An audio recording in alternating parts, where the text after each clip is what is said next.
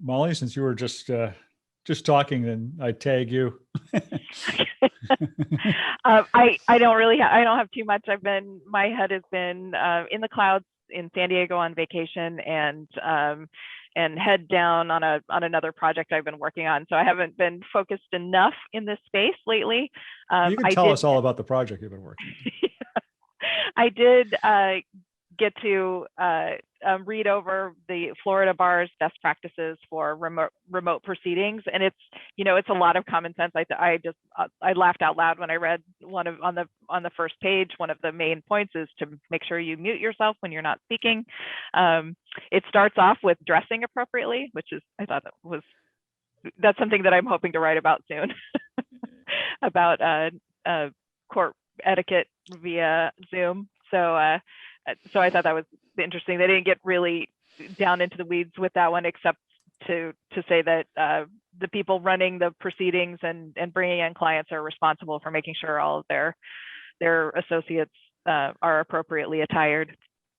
But it talks through, it gets into really detailed specifics, including how much notice you should give people, making sure everybody's aware that the proceeding is going to be video, and I thought it was nicely done, comprehensive piece.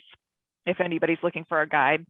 Yeah, a little more comprehensive than the one Nikki talked about last week with the New York judges, where it was like 5 sentences basically. That similar said, dress appropriately, and that was about it.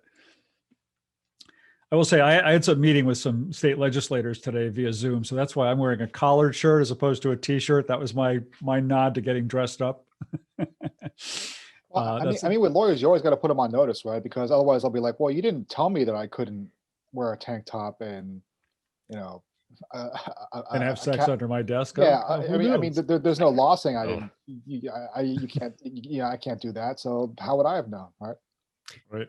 Yeah. I will say, not commenting on the sex under desk one, but which lost in the last round of our. I'm bracket. amazed.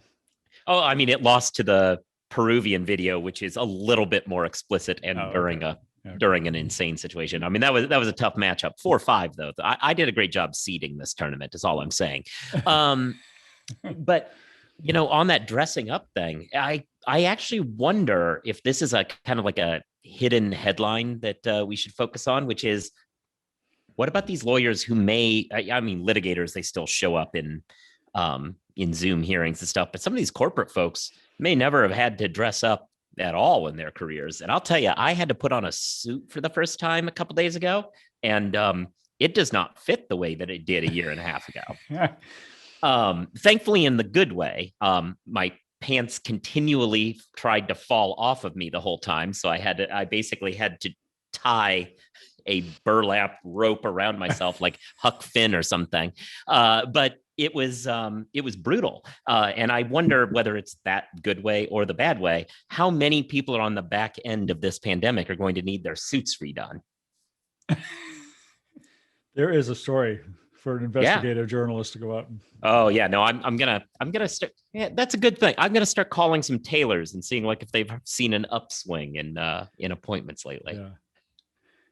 I mean, is a related story though, whether dress codes change even for professionals kind of forever. I mentioned on here before, I'm an arbitrator and I do Zoom arbitrations, and I've been noticing, attorneys in those arbitrations who would never come to a live hearing without a suit on if it's a man, or a woman dressed professionally in some way.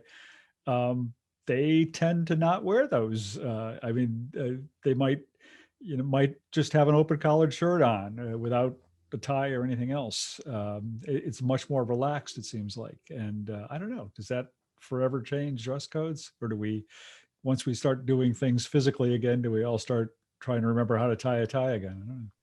I think in court, at least, they're still going to have the same standards in court, but whether it's going to be casual Friday every day in law firms, or just when you're going to have clients come in, is that when you have to dress up, or are they going to require it all the time because people see you when you walk around the office, even if you're not seeing a client? I don't know. It's an interesting question. Yeah. I think it's going to I've be a seen- little looser. I've seen over the years just a difference in dress code, for example, in depositions. When I was a younger lawyer and you took a deposition or defended it or went, you wore a suit and tie. And, before the pandemic hit, most of the depositions I would go to, in-person depositions, very few people wore ties. Sometimes the witness would, if it was being videoed, and he would be of the type of witness that you would expect to wear a tie, which is not many anymore. But most of the lawyers, would have a collared shirt on most of the time. It kind of looked like Bob, sort of business casual, as you would say. And so it's that's evolved over time, and I think kind of a good way, to tell you the truth. Yeah. Of course, I can also remember the day where everybody smoked in depositions. So that's also a very That good is thing. still isn't it? possible.